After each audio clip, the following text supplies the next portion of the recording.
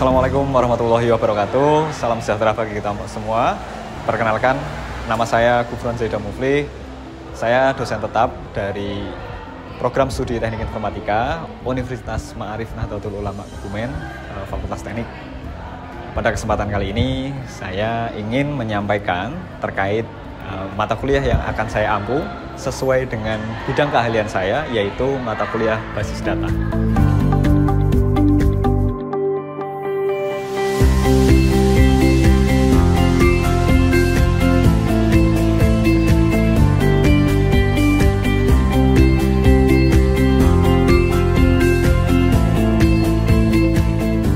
Basis data untuk mahasiswa S1 Program Studi Teknik Informatika semester 2 dengan mata kuliah MKKUTI 07 berbobot 3 SKS. Mata kuliah basis data diselenggarakan dalam 16 kali pertemuan dengan 14 kali pertemuan tatap muka dan 2 kali untuk masing-masing ujian tengah semester dan ujian akhir semester. Mata kuliah basis data membahas terkait konsep sistem basis data, pemodelan basis data, merancang basis data yang baik, dan perkembangan basis data saat ini. Capaian pembelajaran mata kuliah yang diharapkan antara lain mahasiswa pada CPMK 1 mampu menerapkan pemikiran logis, kritis, sistematis, dan inovatif dalam konteks pengembangan atau implementasi ilmu pengetahuan dan teknologi yang memperhatikan dan menerapkan nilai humaniora yang sesuai dengan bidang keilmuannya. CPMK 2, mahasiswa menguasai konsep pemrosesan data. CPMK 3, mahasiswa memahami konsep dan mampu menerapkan perancangan basis data relasional untuk memberikan solusi penyimpanan data yang efektif dan efisien. CPMK 4, mahasiswa menguasai konsep dan teori basis data, pemodelan data, normalisasi, SQL, siklus hidup basis data, perancangan, pengelolaan, dan pendistribusian basis data. Komponen utama dalam proses pembelajaran mata kuliah basis data ada 3. Yang pertama, delivery, yang kedua, interaction, yang ketiga, assessment atau DIA.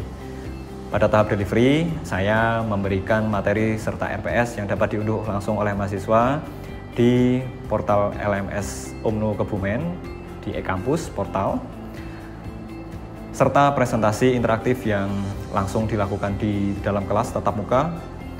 Materi didukung oleh media pembelajaran berupa kuis interaktif, referensi dari website-website seperti Geeks4Geeks, Witrischool, SQLite Online, dan Canva. Di tahap interaction melibatkan komunikasi 2 arah antara mahasiswa berupa diskusi, tanya jawab, kolaborasi, dan refleksi bersama, praktik coding bersama atau live coding di dalam kelas. Yang ketiga, assessment mencakup assessment formatif seperti kuis, proyek individu, proyek kelompok, sikap, keterampilan, dan asesmen sumatif, UTS dan UAS. Model pembelajaran yang digunakan adalah problem-based learning, experiential learning, project-based learning, discovery learning dengan metode presentasi interaktif, demonstrasi, praktik kolaborasi kelompok, dan respon kreatif. Referensi berasal dari buku para ahli, artikel jurnal bereputasi untuk mendukung keterbaruan ilmu pengetahuan, dan website untuk mendukung pembelajaran SQL. Berikut adalah video proses pembelajaran mata kuliah basis data pertemuan ke-12 tentang Data Manipulation Language atau DML. Selamat siang.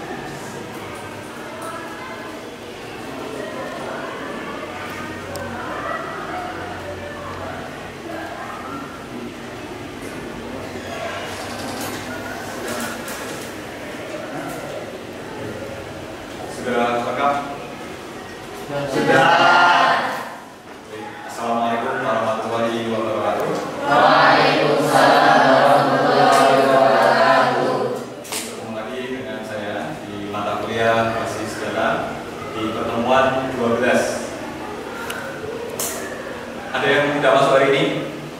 Iya. Baik, silakan nanti presensi di kampus di portal ya. Iya. Silakan diakses portalnya kemudian presensi. Baik, untuk tata kelas, silakan makanan dimasukkan ke dalam tas dulu, nanti bisa dimakan setelah kita selesai perkuliahan. Kemudian yang bawa laptop silakan dibuka. Nanti yang pakai charger, kemudian pakai colokan, hati-hati ya, karena bisa setrum ya. Tolong hati-hati. Baik, untuk pertemuan mata kuliah kita hari ini terkait dengan data manipulasi language atau DML.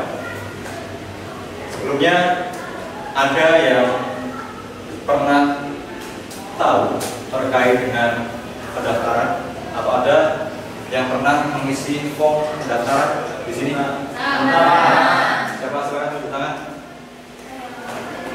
Baik, ya Mas. Bisa mendaftar ke himpunan organisasi. Baik, mendaftar himpunan organisasi. Pak tadi yang sini? Di pendaftaran seminar. Pendaftaran seminar ada. Baik, gitu ya. Form pendaftaran. Nah, apa kaitannya dengan mata kuliah basis data? Untuk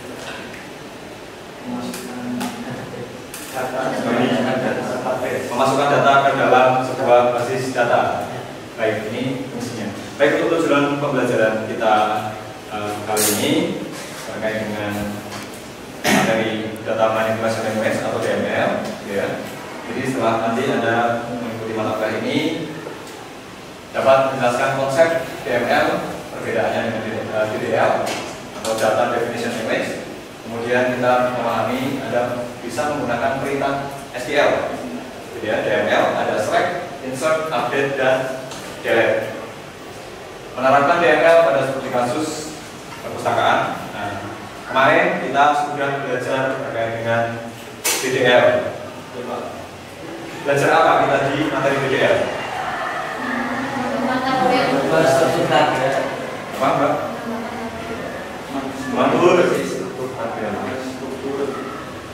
Membuat definition gitu ya, data definition language, membuat tabel, membuat database, kemudian membuat apa lagi? View. Itu DML. Baik, ini DML atau data manipulation language. Bagian dari SQL, jadi ada DDL, DML, dan nanti DCL. Untuk mengelola manipulasi data dalam basis data, jadi mengubah gitu ya, memungkinkan pengguna atau kita yang memakai untuk berinteraksi langsung dengan data, mengambil, menambah, mengubah, dan menghapus data. Jadi Anda pakai form gitu ya, menambah data, kemudian mengelola, bisa menghapus atau mengupdate atau mengubah. DDL itu dengan DML tidak sama gitu ya. DML tidak sama dengan DDL. Kalau DDL itu modifikasi struktur tabel, kolom. Kemudian kalau DML mengelola isi data, gitu ya. Cara mengelola isi datanya setelah kita buat tabel ataupun database.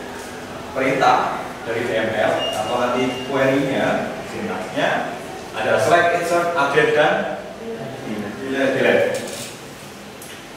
Sudah tahu masing-masing dari arti select, insert, update, delete atau fungsinya?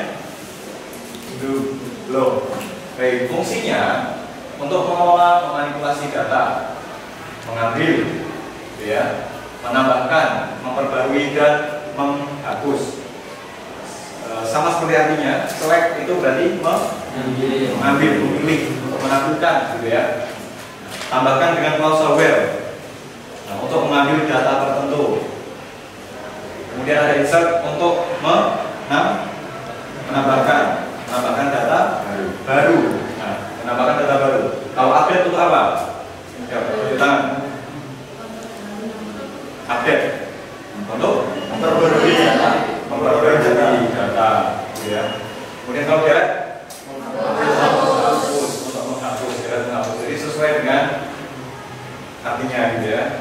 Delete berarti menghapus, update berarti memperbarui. Nah, query untuk DML. Nah, silakan nanti Anda bisa buka Sampingnya buka PHP admin, kemudian Anda juga bisa pakai tools gitu ya selain PHP admin seperti Mobase, kemudian editor online terkait dengan DML Anda bisa praktikkan di situ. Nanti kita praktekkan. Nah, kemarin kita sudah membuat rancangan apa? Perpustakaan gitu ya, sudah membuat rancangan perpustakaan, sudah membuat tabel, sudah membuat database gitu ya. Di dalam database itu ada tabel. Kemarin sudah buat tabel apa kemarin? Tabel buku. Baik, nanti kita akan gunakan query DML di tabel buku. Nah, sampai sini ada yang mau ditanyakan? Silakan. Sebenarnya Pak, Silakan. dari banyaknya tools basis data, Bapak mungkin tools basis data yang paling mudah dipakai itu apa? Baik, tools yang paling mudah dipakai. Nah, saya seringnya memakai dan PHP admin pakai gitu ya, untuk yang kita bisa akses dari browser, kemudian SQL Doc itu untuk ya. Kemudian nanti kalau kita mau pakai DBMS lain bisa pakai SQL Server, Operator dan lain sebagainya. Nah, itu nanti Anda bisa pelajari. Yang online juga ada pakai SQLite online seperti itu. Mungkin ada yang selain pakai itu, ada nggak? Pakai apa? Sama. Kalau sambil di PHP admin ya. Baik. Ada lagi yang mau bertanya? Ayo Pak, Silakan. perkenalkan saya Dion. Saya bertanya, di tengah banyaknya video tutorial, buku, dan web pembelajaran, kira-kira sumber mana sih yang masih relevan untuk belajar basis data? Baik. Buku, kemudian sumber-sumber gitu ya yang bisa kita pelajari untuk membuat terkait dengan mata kuliah kita ya, mendukung. Nah, kita bisa mempelajari dari kalau web gitu ya, ada Web School, ada Kings for Geek. Nah, itu di situ banyak sekali model-model pembelajaran yang interaktif gitu ya menurut saya, karena kita juga bisa mencoba gitu ya coding di kanvasnya seperti itu. Baik. Kemudian terima kasih yang sudah bertanya ya. Silakan beri apresiasi.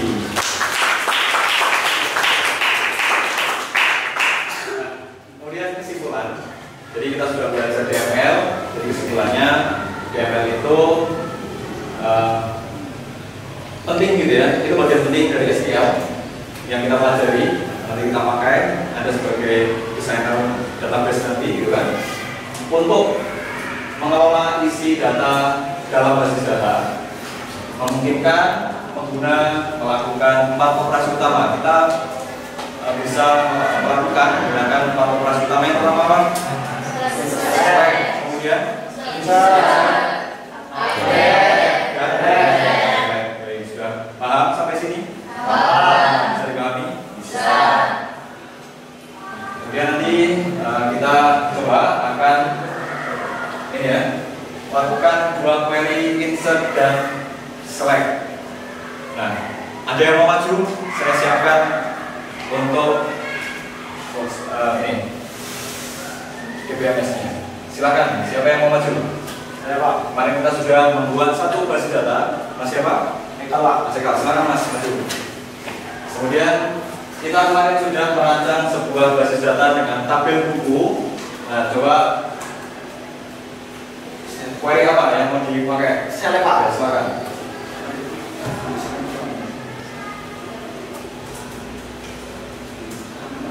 Query select, kemudian from. Namanya apa Pak? Tabel apa Pak? Buku.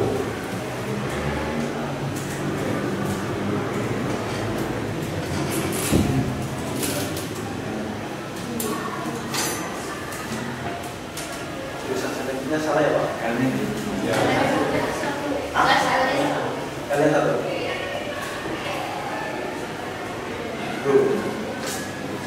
Scroll ke bawah.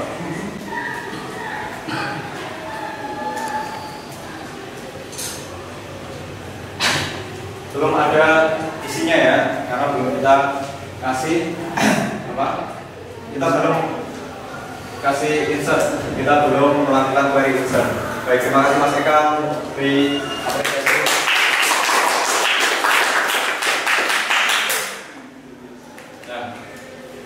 Coba ini akan saya insert gitu ya. Insert into buku.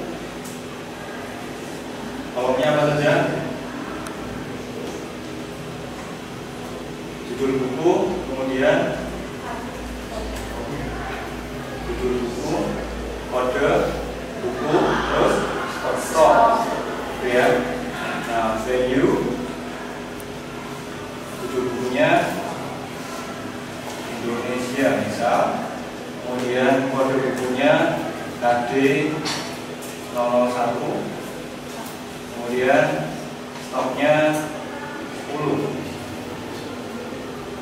Nah,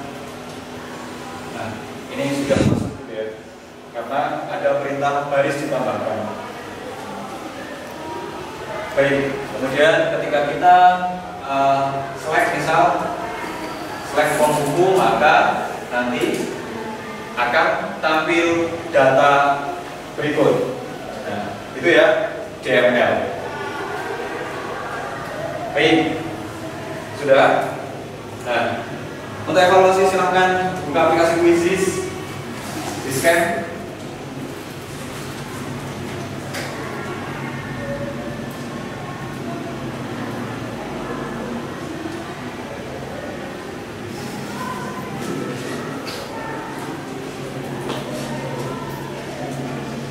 Bisa.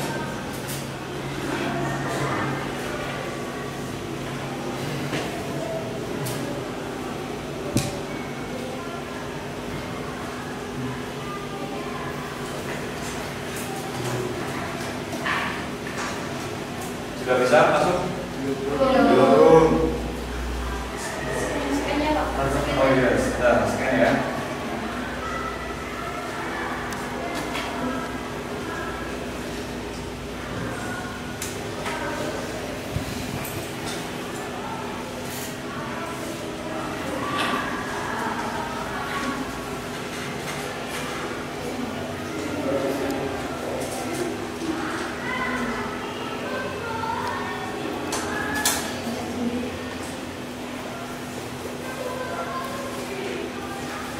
Selamat peserta, yuk silakan.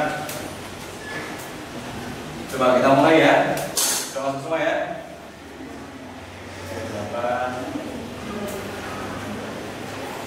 Yuk silakan, bisa mulai dijawab pertanyaannya.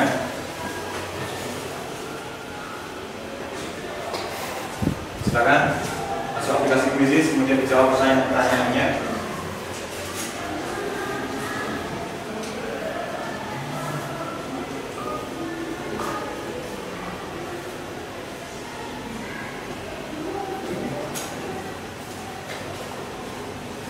Pertanyaannya masih terkait dengan materi, silakan.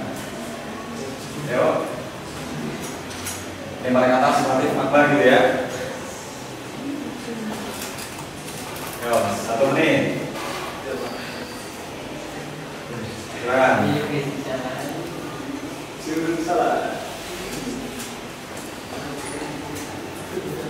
Coba kita cek yang teratas gitu ya. Siapa? Sudah selesai semua? Sri Nol.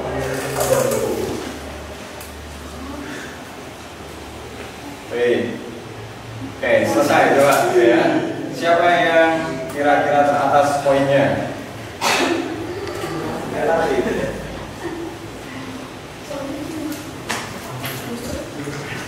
Baik. Nah, ada Latif Akbar. Mana Latif Akbar?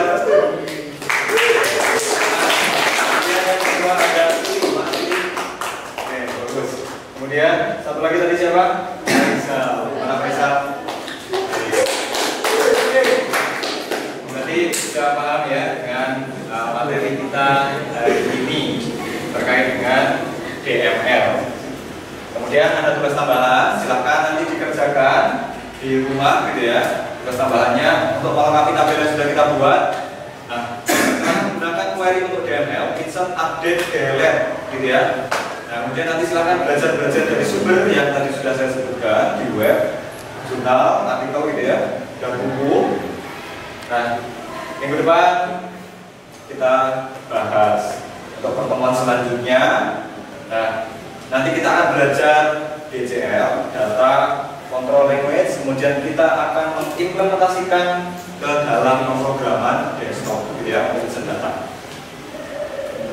Baik, untuk motivasi hari ini, jadi karena Anda nanti akan menjadi seorang database designer, gitu ya, jadi Anda silakan bayangkan kalau seluruh data di perpustakaan itu dilayani manual, nah, apa yang akan terjadi, gitu ya, perpustakaan yang besar, gitu ya, pasti akan sangat produktif, gitu ya. Nah, beruntunglah kalian nanti ketika belajar ini dan bisa, gitu ya, mendesain database dengan efisien, seperti itu. Jadi semoga harapan kita Anda tidak salah jurusan, gitu ya. Baik, terima kasih. Nah, silakan dirapikan alat-alat tulis, laptop dimatikan, sama-sama dikumpulkan, silakan dibawa keluar. Kita tadi berangkat ke sini masuk ke dalam kelas keadaan bersih, kita tinggalkan kelas juga dalam keadaan bersih ya. Kemudian untuk terakhir sebagai doa penutup sebelum kita akhiri untuk kuliah basis data di materi DML kita kali ini, mari kita berdoa menurut agama dan kepercayaan masing-masing. Berdoa.